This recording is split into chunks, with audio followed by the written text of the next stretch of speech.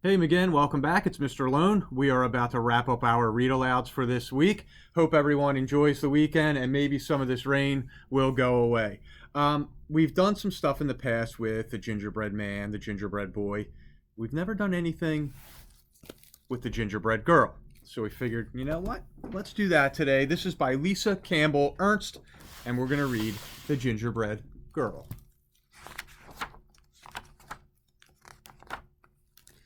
You may remember the sad story of the gingerbread boy.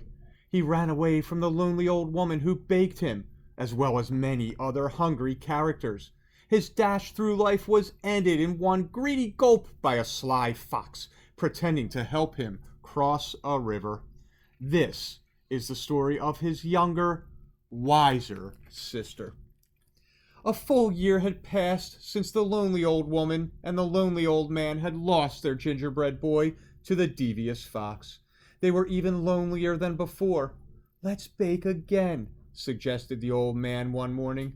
"But what if the same thing happens?" cried the old woman. "I couldn't bear the loss." "Let's make a girl this time and decorate her with candies. Surely a sweet little girl wouldn't run away," answered the man. So they mixed up the dough, rolled it, and cut it out. They dressed it with as many candies as they could fit, completing the cookie with an amazing hairdo made of licorice whips. "She is sweet," gasped the woman as she slid the cookie sheet into the oven. While the lonely old woman and the lonely old man stood watch by the oven, they talked, remembering their gingerbread boy's short life. He should have never run away. He never should have trusted that fox. As the new cookie baked, her mind woke up, and she heard everything. Sweet or not, she thought, things will be different this time. When it was time for the cookie to be done, the old woman carefully, ever so carefully, cracked open the oven door to peek. Bam!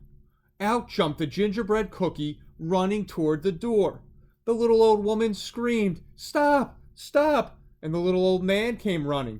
But the cookie was already out the door and headed down the same path that her brother had traveled. "Here we go," whispered the gingerbread girl. The man and the woman chased after her, but she sang, "I'll run and run with a leap and a twirl. You can't catch me. I'm the gingerbread girl." As the gingerbread girl dashed along the path, she came to a group of farmers working in the fields. The aroma of fresh baked gingerbread caught their attention. "Wait!" the hungry farmers shouted and began to run after the gingerbread girl. She laughed and called, "Hey farmers, don't bother. Like my brother, I'm fast. Run all you want, but I've learned from his past. I'll run and I'll run with a leap and a twirl. You can't catch me. I'm the gingerbread girl." Farther down the road, a pig came into view. As the gingerbread girl grew closer, her candy sparkled in the sunlight.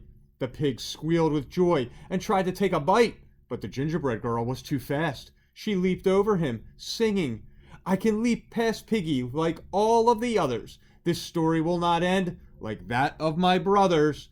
I'll run and I'll run with a leap and a twirl. You can't catch me. I'm the gingerbread girl."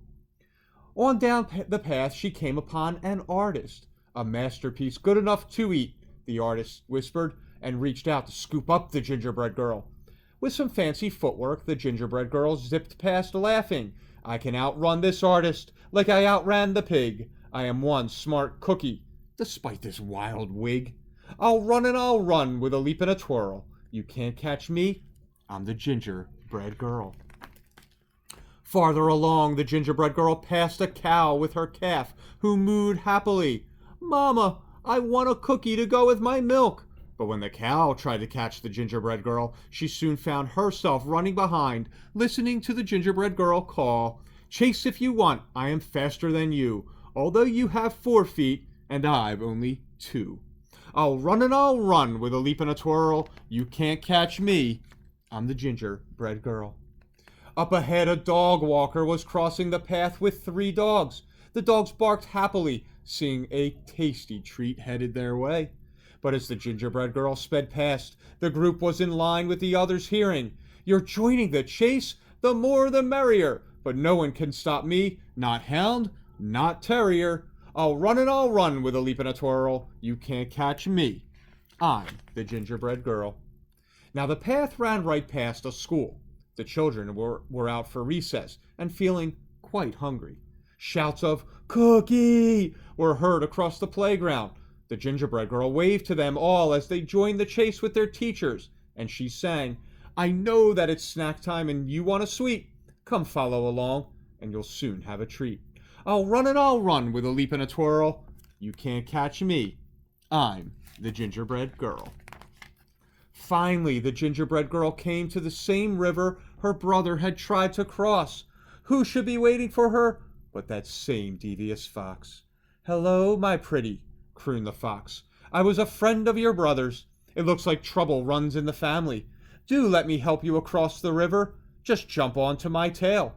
The gingerbread girl shivered, then sang in nearly a whisper, "Do I have your promise for a safe ride to shore? You won't drop me or eat me? That's all I implore." The fox chuckled, "I promise, my sweet little tidbit." And the gingerbread girl gingerly climbed on the fox's tail. The instant the gingerbread girl climbed on, the fox dove into the water, ready for a fabulous feast. "Ooh, the water is so deep. Move to my back," he insisted, thinking this cute cookie was even dumber than her brother. Anyone could tell by looking at her that she was an airhead.